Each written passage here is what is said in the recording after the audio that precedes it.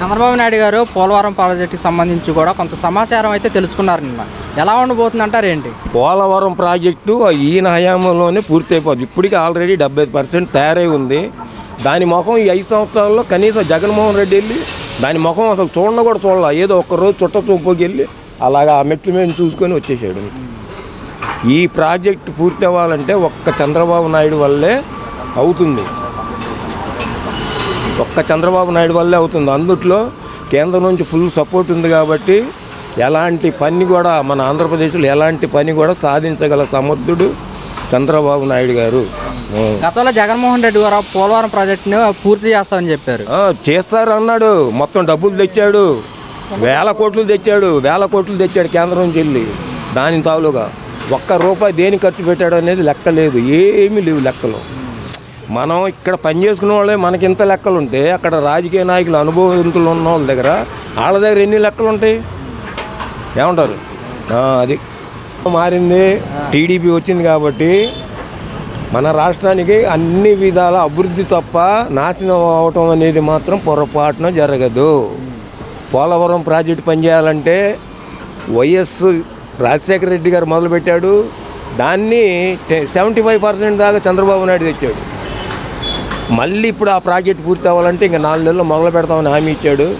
అది కంపల్సరీగా చంద్రబాబు నాయుడు గవర్నమెంట్లోనే ఆ ప్రాజెక్టు పూర్తి అవుద్ది. ఎన్ని ప్రాజెక్టులు ఉన్నాయి మన ఆంధ్రప్రదేశ్లో? ఎత్తిపోతల పథకాలు ఉన్నాయి, దేంట్లో ఈ పథకాలు ఉన్నాయి. కనీసం జగన్ గెలిచాడు, బాగానే ఉంది. దొంగోట్లు వేపించుకున్నాడో ఏం చేశాడో గెలిచాడు,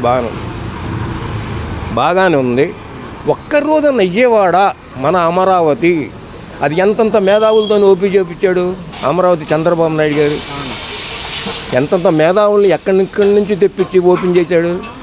అమరావతి మన ఆ రాష్ట్ర ఆంధ్రప్రదేశ్కి అమరావతి రాజధాని అయితేనే అన్ని విధాలా బాగుంటుందని నిర్ణయం తీసుకొని చేశాడు. దాన్ని ఏం చేశాడు వైఎస్ జగన్?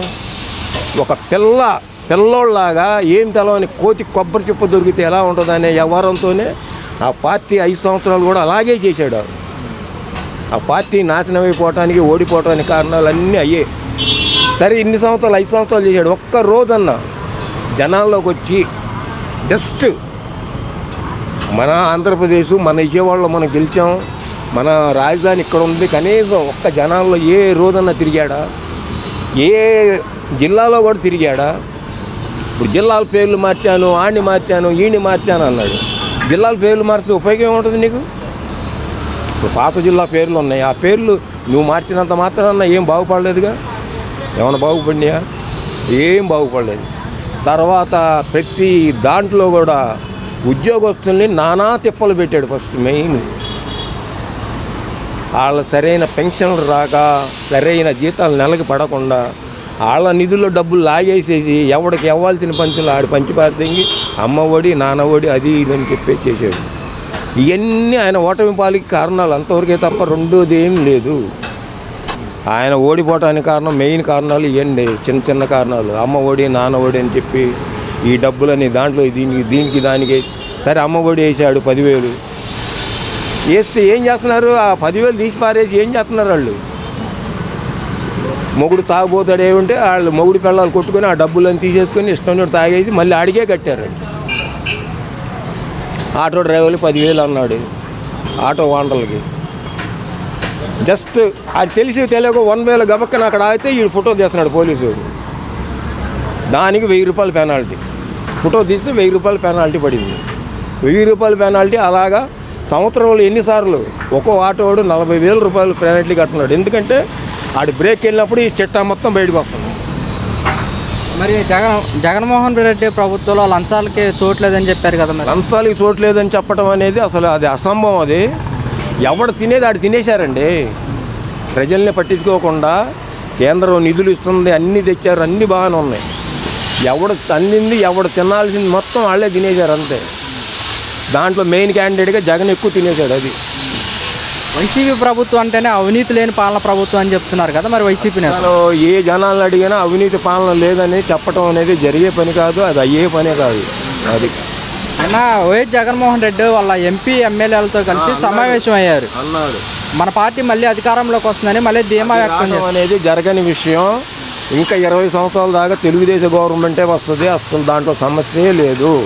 ఎందుకంటే నా అనుభవంలో పూర్వకం చెప్తున్నాను. అది గత ఎన్నికలతో పోల్చుకుంటే ఈ ఎన్నికలకి 10% ఓటు శాతం తగ్గింది. ప్రజలందరూ కూడా మన ప్రభుత్వం అంటే ఉన్నారని చెప్పేసి కూడా జగన్మోహన్ రెడ్డి చెప్పడం జరుగుతుంది కదా. మరి అవి జరిగినా చెప్పుకున్నా ఏం చెప్పుకున్నా ఏంటంటే ఓడిపోయాడని ఓదార్పు చేసుకుంటాని మనసు ఓదార్పు చేసుకుంటాని చెప్పుకోవడం తప్ప నేను పక్కాగా చెప్తున్నాను. ఇప్పుడు నాలాగే ఇంకోళ్ళు ఎవరని చెప్తారు చూడు, 20 సంవత్సరాల దాకా ఇక జగన్కి జీవితం అనేది ఇక్కడ లేదు. ఆడికి ఉన్న కేసులన్నీ మొత్తం గవర్నమెంట్ తోడుతుంది. ఎందుకంటే కేసులు తోడతానికి కూడా చంద్రబాబు నాయుడు పట్టించుకోడు. తన చట్టం తాను పని చేసుకుని వెళ్తుందని కూర్చుంటాడు. అంతేగాని ఆడిని జైల్లో పెట్టండి, ఈయన కొట్టండి, ఆడింటికి వెళ్ళి కొట్టండి, ఈయనకి మొత్తం పొరపాటున ఆ పనులు చేయడు చంద్రబాబు నాయుడు. చట్టం తన పని తాను చేసుకుని వెళ్ళిపోద్దని చెప్తాడు అంతవరకు. మన ప్రభుత్వం నమ్ముకొని కోట్లాది మంది ప్రజలు ఉన్నారు, లక్షలాది మంది కార్యకర్తలు ఉన్నారు, వేలాది మంది నాయకులు ఉన్నారంటూ మీరు ఎక్కడా కూడా వెనకడుగు వేయొద్దంటూ కూడా జగన్మోహన్ రెడ్డి వాళ్ళకి ధైర్యాన్ని అయితే ఇస్తున్నారు. దీన్ని ఏ విధంగా చూడొచ్చు అంటారు? సార్ ఈ జరిగే పనులు కాదండి. ఊరికి ఓడిపోయినాడు చెప్తున్నాం కదా, ఓడిపోయినాడు మనోధైర్యం చెప్పుకోవడానికి ఏదో చెప్పుకుంటారు. ఇక అది అంతే, అంతకన్నా దాన్ని మించింది ఏం లేదు. ఇప్పుడు మనం చిన్న పని చేస్తున్నాం, ఏదో లాస్ వచ్చింది, ఆ లాస్ వచ్చిందిలే మనోధైర్యంతో మనం ఇక వెనక్కి తగ్గుతాం. అంతవరకు ఏంటంటే ఏదో చెప్పుకుంటాం, జస్ట్ అది. ఓకే. చంద్రబాబు నాయుడు గారు ప్రమాణ స్వీకారం చేశారు, ఎలా ఉండబోతున్నాం? బాగుంటుంది. అంటే ఏ విధంగా? అన్ని విధాల ఏదైనా మీరు లెక్కేసుకోండి. పరిపాలన పరంగా కావచ్చు, అన్ని ఆర్థిక పరంగా కావచ్చు, ఏదైనా సరే ఆయన చేసినట్టు ఎవరు చేయలేదు. మొదటిసంతంగా ఎన్నికల ప్రచారాల హామీగా మొదటిసంతంగా డిఎస్సి పైన సంతకం పెడుతున్నారు. సంతకం పెట్టారు, ఎలా అనిపిస్తుంది?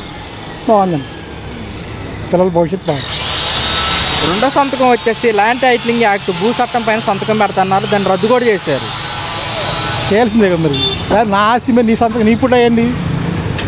నా ఆస్తి మీద నీ పుట్ట ఎందుకు వేసుకున్నావు చెప్పు మీరు సమాధానం చెప్పండి. మీరు నలుగురు అడుగుతుంటారు కదా, మా ఆస్తి మీద నీ పుట్ట ఏంటి, ఎందుకు వేసావు? మీరు కొనిచ్చారా? కొన్ని మీ నాన్నగారు ఇచ్చారా? మా తాతల ఆస్తి, నీ పుట్ట ఏంటి? సరే, మరి ఈ చట్టాన్ని రద్దు చేయొద్దని వైసీపీ ప్రభుత్వం ఈ చట్టం రద్దు చేయడం కరెక్ట్ కాదని మరి విమర్శిస్తుంది కదా.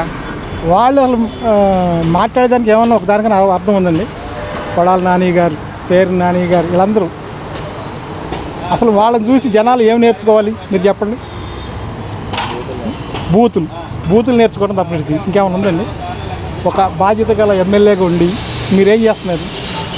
ఆలంజాకూడదు, ఈలంజాకూడదు, అది ఇదే అదే కదండి మాట్లాడేది. మీరు ఉన్నతమైన పదవిలో ఉండి గౌరవంగా మాట్లాడండి. మిమ్మల్ని చూసి మేము నేర్చుకోవాలి. మీరే చెడగొడితే ఇంకేం చేస్తామండి? సరే, మూడో సంతకం వచ్చేసి పెన్షన్లు పెంపుపై పెట్టారు. పెన్షన్ 4,000 ఇస్తా అని చెప్పేశారు. జూలై కాపీ జూన్ 1న 7,000 పెన్షన్ ఇస్తాను కూడా చంద్రబాబు నాయుడు గారు హామీ ఇచ్చారు, ఎలా అనిపిస్తుంది? బాగుందండి, ఇస్తాడు కూడా. మళ్ళీ రాష్ట్రంలో వాలంటీర్ చేతే ఇంటికి పంపిస్తాను కూడా హామీ అయితే ఇచ్చారు నిమ్మల రామానాయుడు గారు కూడా. ఇస్తాడు. రాబోయే రోజుల్లో ఎలా ఉండబోతుంది అంటారు? బాగుంటుంది అనిపించింది.